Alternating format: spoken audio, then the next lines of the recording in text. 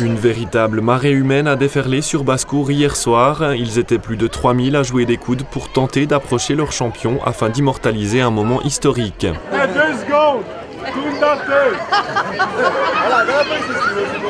21 jours après avoir décroché la médaille d'or à Londres, Steve Gerda est donc revenu chez lui, à Basse-Cour, non sans une certaine émotion.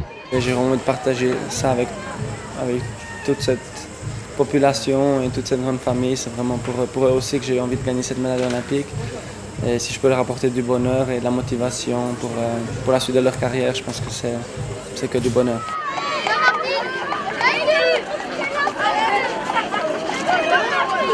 Et du bonheur aux larmes, il n'y a qu'un pas. Après avoir rejoint en calèche et en cortège le lieu de la fête, Steve Gerda n'a pas caché sa joie d'être de retour parmi les siens. C'est difficile à décrire, c'est un sentiment extraordinaire. Et j'ai travaillé dur depuis que je suis petit pour avoir du succès.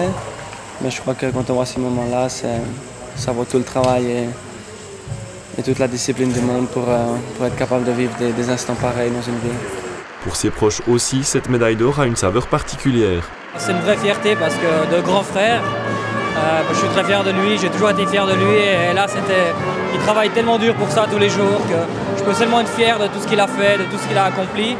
Et je suis tellement heureux qu'en fait toute une région le remercie quelque part de ce qu'il a fait. C'est vrai que quand on voit le monde qui est là ce soir, c'est une grande fête, ça va être inoubliable pour toutes les personnes qui sont venues ce soir.